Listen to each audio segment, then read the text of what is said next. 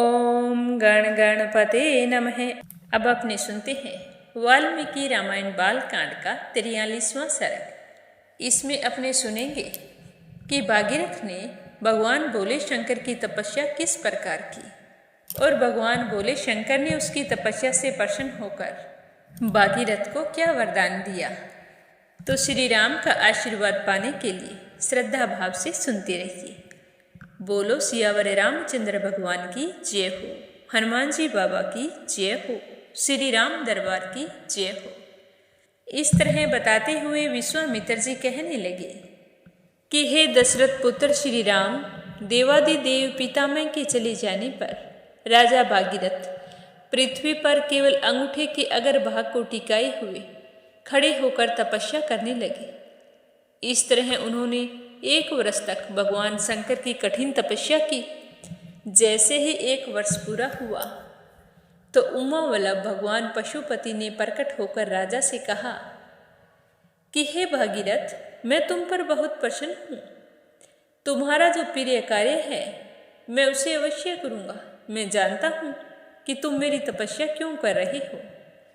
मैं गिरि राजकुमारी गंगा देवी को अपने मस्तक पर धारण करूँगा।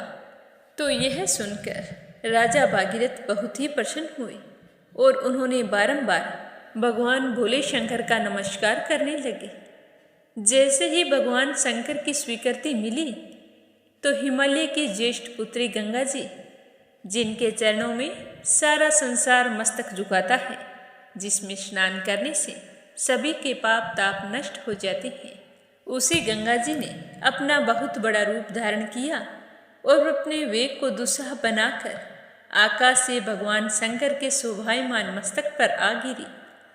उस समय परम पावनी गंगा देवी ने यह सोचा कि मैं अपने प्रखर प्रवाह के साथ शंकर जी के लिए दिए पाताल लोक में घुस जाऊंगी।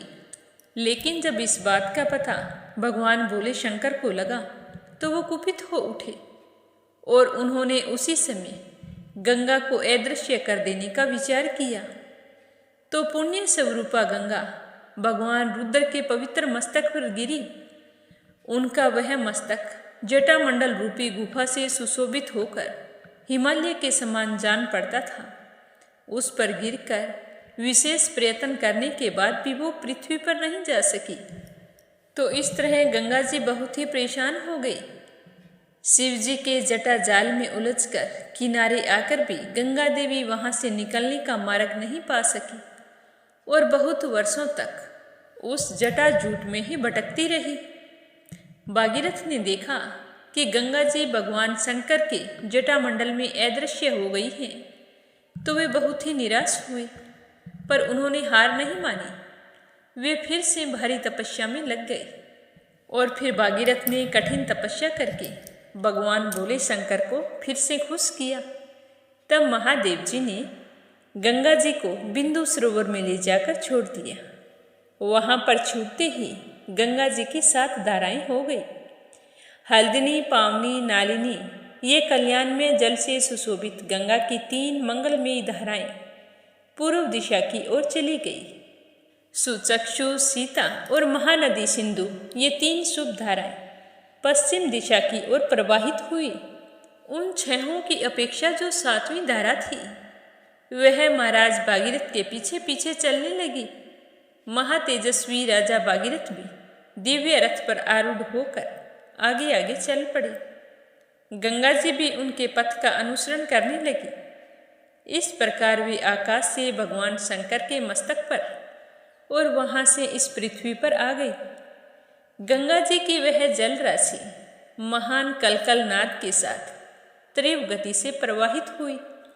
मत्स्य, कच्छप और शिंशुमार के झुंड उसमें गिरने लगे। उन गिरे हुए जल जंतुओं से वसुंधरा की बड़ी ही शोभा हो रही थी।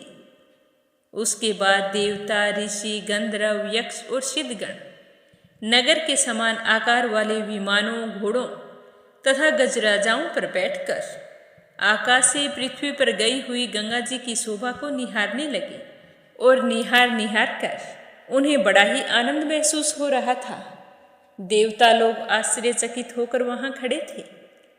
जगत में गंगा अवतरण के इस अद्भुत एवं उत्तम दृश्य को देखने की इच्छा से अमित तेजस्वी देवताओं का समूह वहां पर आया हुआ था। तीव्र गति से आते हुए देवताओं तथा उनके दिव्य आभूषणों के प्रकाश से वहां का मेघ रहित निर्मल आकाश इस तरह प्रकाशित हो रहा था मानो उसमें सैकड़ों सूर्य उदित हो गए हों। शिशुमार, सर्प तथा मत्स्य समूहों के उछलने से गंगा जी के जल के ऊपर का आकाश ऐसा लग रहा था मानो वहां चंचल चपलाओं का प्रकाश सब ओर व्याप्त हो रहा है। वायु आदि से सहस्त्रों टुकड़ों में बंटे हुए फेन आकाश में सब ओर फैले हुए हैं मानो शरद ऋतु के श्वेत बादल अथवा हंस उड़ रहे हैं। गंगा जी की वह धारा कहीं तेज, कहीं टेढ़ी, कहीं चौड़ी होकर बह रही थी, कहीं बिल्कुल नीचे की ओर गिरती और कहीं ऊपर की ओर उठती, कहीं समतल भूमि पर वह धीरे धीरे बहने लगती और कहीं कहीं अपने ही जल से उसके जल में बारंबार टकरे लगाने लगती। गंगा जी का वह जल बार बार ऊंचे मार्ग पर उठता हुआ पुनः नीचे भूमि पर गिरता था, आकाश से भगवान शंकर के मस्तक पर तथा वहां से फिर पृथ्वी पर गिरने लगता। वह निर्मल एवं पवित्र गंगा जल उस समय बड़ी ही शोभा पा रहा था। उस समय भूतल निवासी ऋषि और गंधर्व यह सोचकर कि भगवान शंकर के मस्तक से गिरा हुआ यह जल बहुत ही पवित्र है तो उसमें आचमन करने लगे। जो श्राप भ्रष्ट होकर आकाश से पृथ्वी पर आ गए थे वे गंगा के जल में स्नान करके निष्पाप हो गए और गंगा जल के जल से पाप धुल जाने के कारण पुनः शुभ पुण्य से संयुक्त होकर आकाश में पहुंचकर अपने अपने लोकों में चले गए थे। उस प्रकाशमान जल के संपर्क से आनंदित हुए संपूर्ण जगत को सदा के लिए बड़ी ही प्रसन्नता हो रही थी। सब लोग गंगा में स्नान करके पापहीन हो गए थे। राजश्री महाराज भागीरथ दिव्य रथ पर आरूढ़ हुए आगे आगे चल रहे थे और गंगा जी उनके पीछे पीछे जा रही थी। हे दशरथ पुत्र श्री राम, उस समय समस्त देवता, ऋषि, दैत्य, दानव, राक्षस, गंधर्व, यक्ष, परवर, किन्नर, बड़े बड़े नाग, सर्प तथा अप्सरा ये सब लोग बड़ी प्रसन्नता के साथ राजा भागीरथ के रथ के पीछे गंगा जी के साथ साथ चल रहे थे। सब प्रकार के जल जंतु भी गंगा जी की उस जल राशि के साथ आनंद से जा रहे थे। जिस ओर राजा भागीरथ जाते उसी ओर समस्त पापों का नाश करने वाली सरिताओं में श्रेष्ठ परम पावनी गंगा जी उनके पीछे पीछे जा रही थी। उस समय मार्ग में अद्भुत पराक्रमी महामना राजा जोहो यज्ञ कर रहे थे तो गंगा जी अपने जल प्रवाह से उनके यज्ञ मंडप को बहाकर ले गई तो राजा जगू इसे गंगा जी का अहंकार समझकर कुपित हो गए और कुपित होकर गंगा जी के उस सारे जल को पी लिया।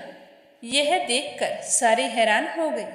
तब देवता, गंधर्व तथा ऋषि अत्यंत विस्मित होकर पुरुष परवर महात्मा जलू की स्तुति करने लगे। उन्होंने गंगा जी को उन महात्मा नरेश की कन्या बना दिया, यानी कि उन्होंने विश्वास दिलाया कि गंगा जी को आप प्रकट करिए, आप ही इनके पिता कहलाएंगे। तो इस तरह की स्तुति सुनकर महातेजस्वी जलू बहुत ही प्रसन्न हुए और उन्होंने अपने कानों के छिद्रों द्वारा गंगा जी को फिर से प्रकट कर दिया। इसीलिए गंगा जलू की पुत्री एवं जाह्नवी कहलाती है। और फिर गंगा जी वहाँ से निकलकर भागीरथ के रथ का अनुसरण करती हुई उनके पीछे पीछे चलने लगी और चलते चलते परम पावनी गंगा जी समुद्र तक जा पहुंची और राजा भागीरथ के पितरों के उद्धार रूपी कार्य की सिद्धि के लिए रसातल में चली गई। राजा भागीरथ भी यत्न पूर्वक गंगा जी को साथ लेकर वहां गए जहां उनके पूर्वज भस्म हो गए थे। तो वहां जाकर उन्होंने श्राप से भस्म हुए अपने पितामह को अचेत सा होकर देखा और बहुत ही दुखी हुए। उसके बाद गंगा जी के उत्तम जल ने सगर पुत्रों के उस भस्म राशि को आप्लावित कर दिया और वे सभी राजकुमार निष्पाप होकर स्वर्ग लोक में चले गए। तो इसके साथ ही वाल्मीकि रामायण बालकांड का 43वां सर्ग पूरा हुआ। श्रद्धा भाव से सुनने के लिए आप सभी का बहुत बहुत धन्यवाद। भगवान श्री राम आपकी समस्त मनोकामनाएं पूर्ण करें। आज के लिए बस इतना ही। कल मिलेंगे अगले सर्ग के साथ। बोलो सियावर रामचंद्र भगवान की जय हो।